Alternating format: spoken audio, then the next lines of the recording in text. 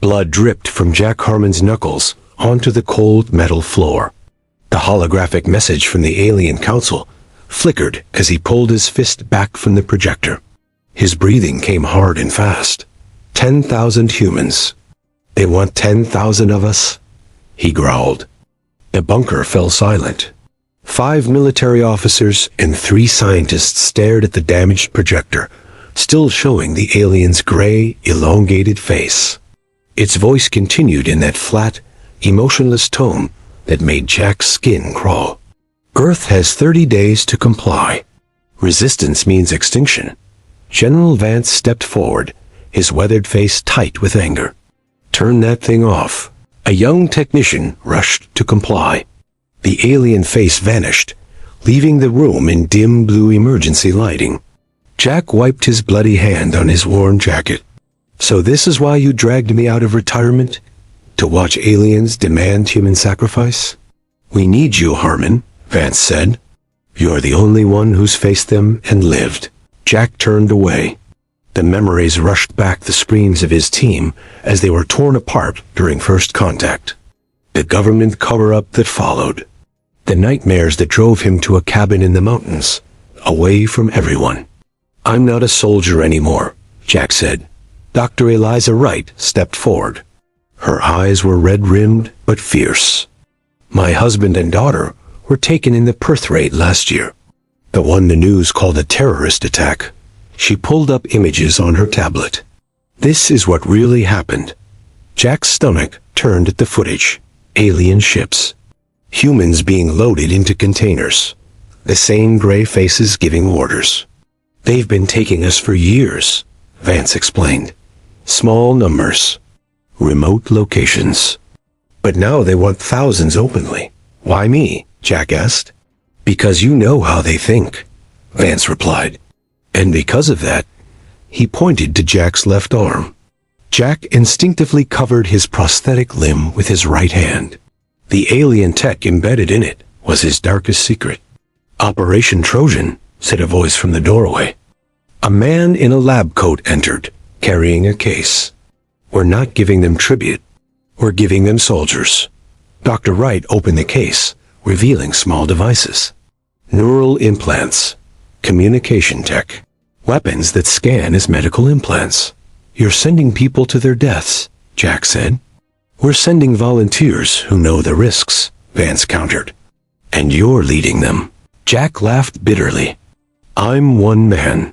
You're the man who killed 3 of their warriors with your bare hands, Vance said. The man who escaped their ship. The man they fear.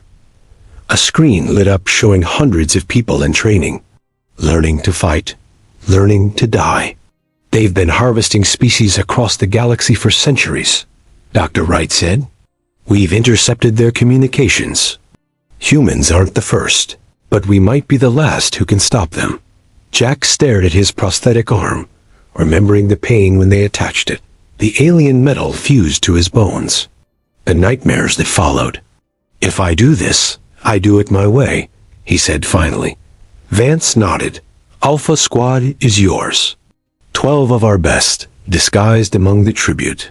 Jack walked to the window overlooking the training facility. Thousands of people preparing for a one-way mission. They want tribute? Jack said, feeling the hidden weapon in his prosthetic arm hum to life. Let's give them something they'll never forget. The council ship swallowed them whole.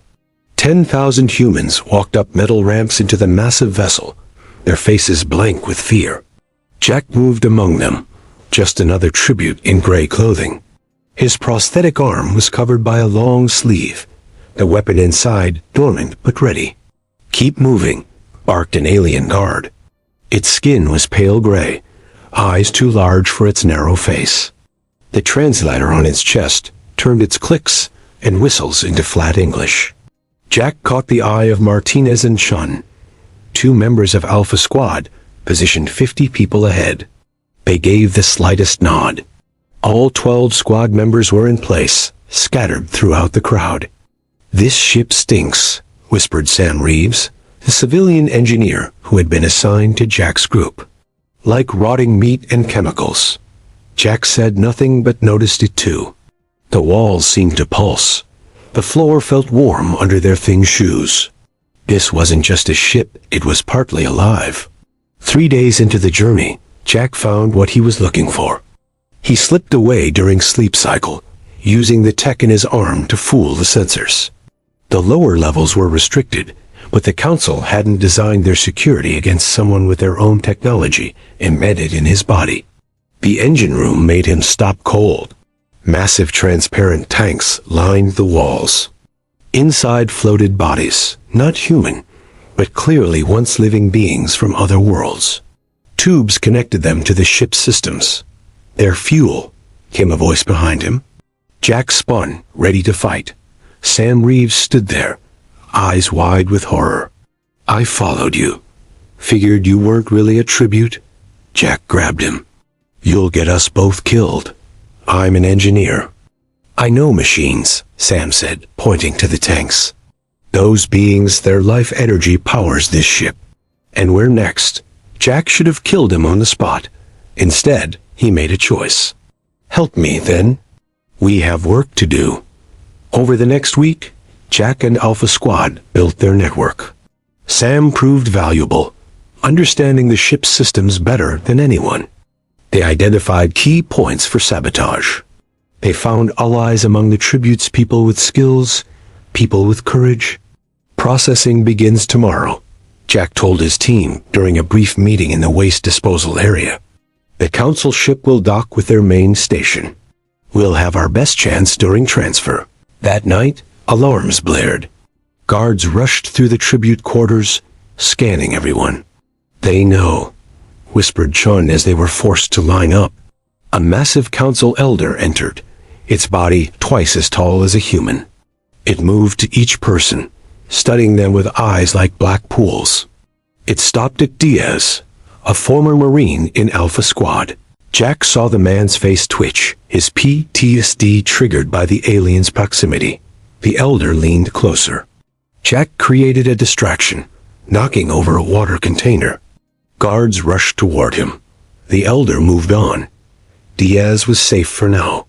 Hours later, the ship shuddered as it docked with the station. Through small viewports, Jack saw a structure so vast it seemed impossible.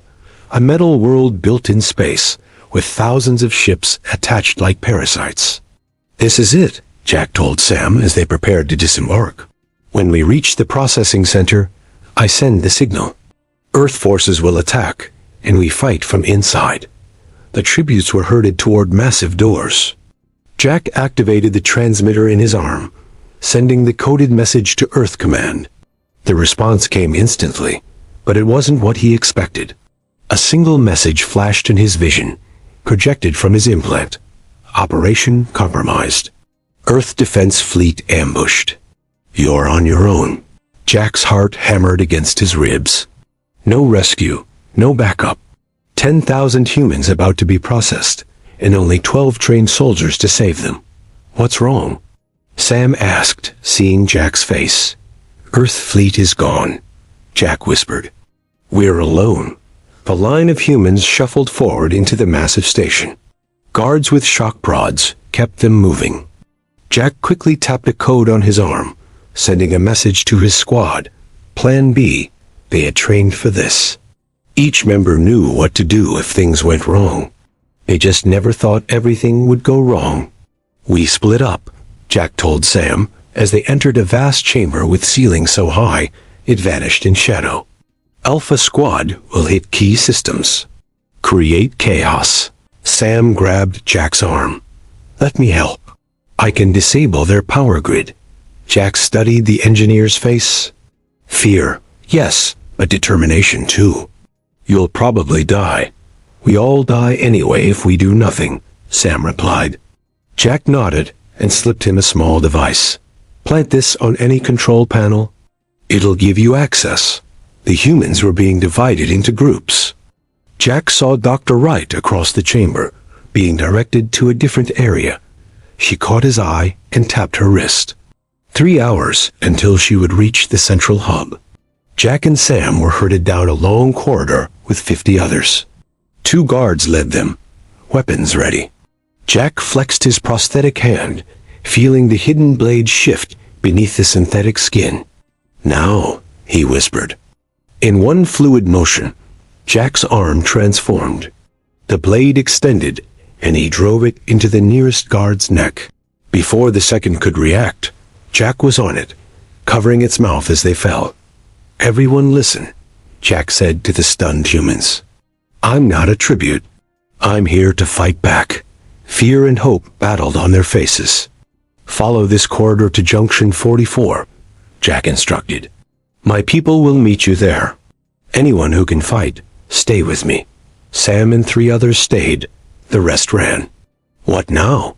asked a woman with fierce eyes. "Now we find out what they're doing with humans," Jack said. They moved deeper into the station, avoiding patrols.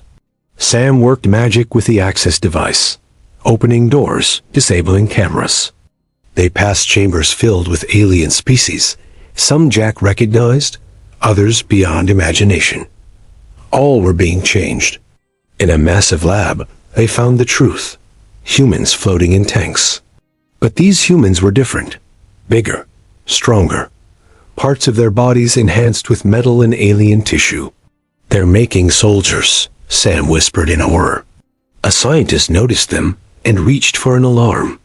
Jack's blade found its throat before it could call out. "Why humans?" the woman with fierce eyes asked.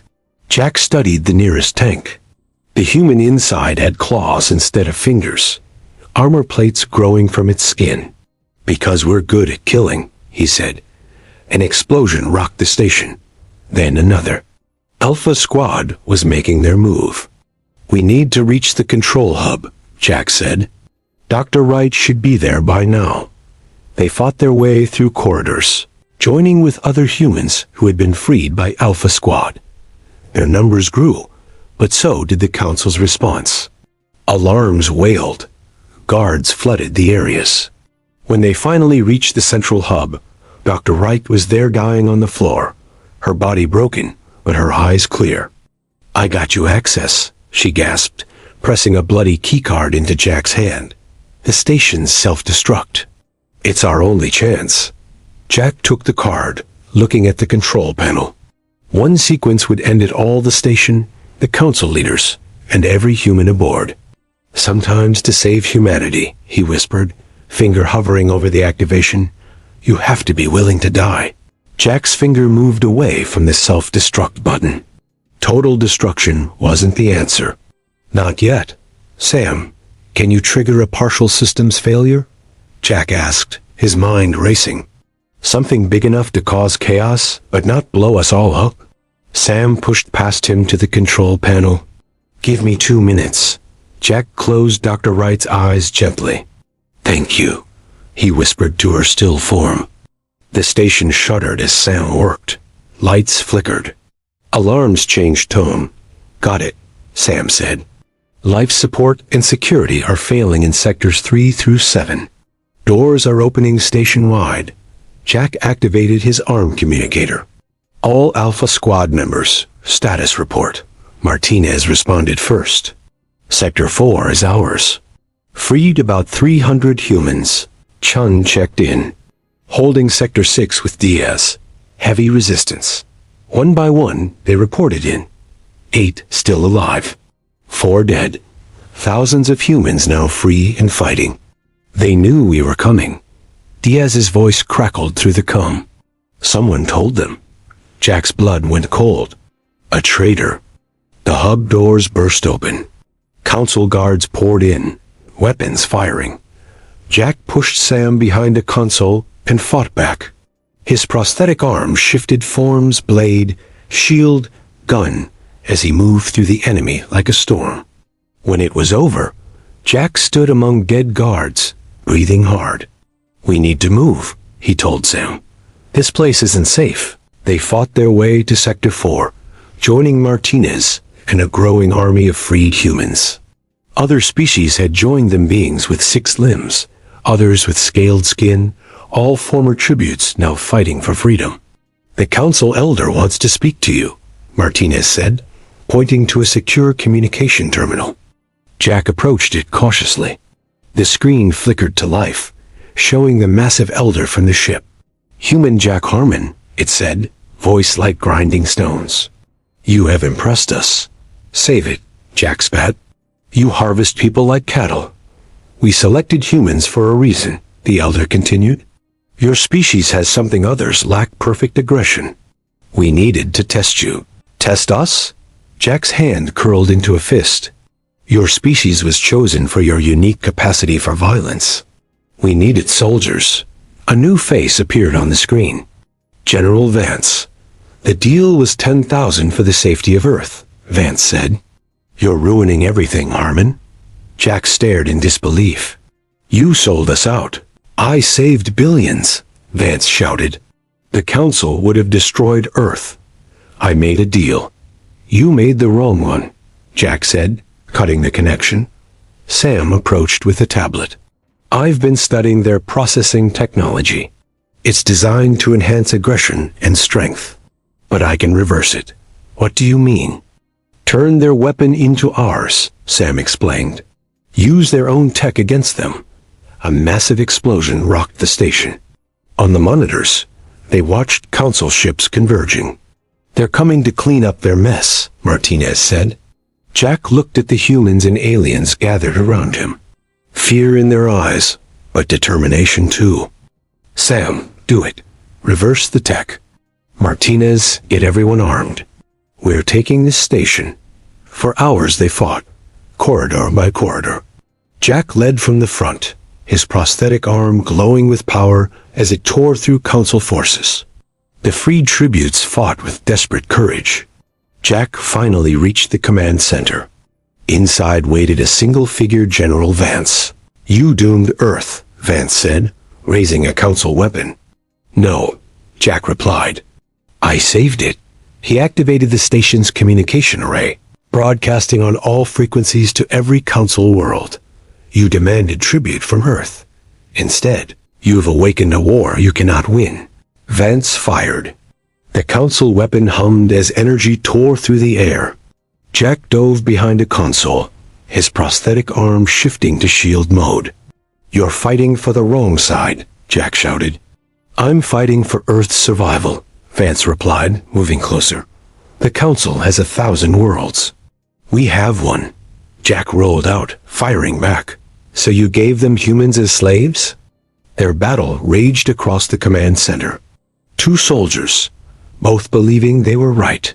Jack's enhanced arm gave him an edge, but Vance fought with desperate fury. Outside, the station shook as Council ships attacked. On the monitors, Jack saw the Armada closing in hundreds of vessels. Weapons hot. "It's over, Harmon," Vance said, blood streaming from a cut on his face. "You can't win." Jack slammed him against the wall. "It was never about winning. It was about showing them we won't submit." A new alarm blared. Sam's voice came through the comm. "Jack, the modifications are ready. Get to the processing center." Jack knocked Vance unconscious and ran. The corridors were chaos-freed tributes fighting Council guards, fires burning, systems failing. He fought through it all, his body aching, his resolve unbroken. The processing center was massive. Sam stood at the main control panel, surrounded by Alpha Squad survivors and alien allies. "What's the plan?" Jack asked, breathing hard. Sam pointed to the processing tanks. "These were designed to enhance aggression. I reversed it. Now they'll broadcast a signal that disrupts Council neural patterns. Will it kill them? No. Incapacitate them. But we need to boost the signal from the station's core." Martinez looked at the monitors. "Someone has to stay behind to activate it." Jack nodded. "I'll do it." "You'll die," Sam said. "Maybe. Get everyone to the escape pods." As they prepared to leave, the command center doors burst open. The Supreme Elder of the Council entered 3 times human height, its body a mix of organic and machine. "Humans," it rumbled. "You were the perfect test." Jack stepped forward. "Test for what?" "To find worthy adversaries. For millennia, we have searched for a species strong enough to join us, not serve us. You harvested people like cattle," Jack spat. We tested their will to fight, the elder replied. Only humans passed. A massive explosion rocked the station. On the monitors, new ships appeared, Earth vessels. Thought destroyed. Impossible, Vance said, stumbling into the room. The cum crackled. This is Admiral Reyes of Earthfleet. We've brought friends. Ships of different designs, alien vessels joined the Earth fleet. The species the Council had harvested for centuries, now united. You weren't gathering a coalition, Jack realized, looking at Vance. You were hiding one. The station began to break apart. The elder moved toward Jack, but a support beam crashed down between them. Go! Jack shouted to Sam and the others. Get to the ships. As they ran, Jack fought his way to the core. The station was dying, systems failing, fires spreading. He reached the signal amplifier and activated Sam's program. Pain shot through his prosthetic arm as it connected to the system. The station exploded around him. 6 months later, Jack stood before the new Interspecies Alliance. His body was scarred, his prosthetic arm rebuilt. He had survived, barely, rescued from the debris by Earth forces. The Council wanted tribute to prove our submission. Jack told the assembled representatives of 20 species. We gave them war to prove our worth.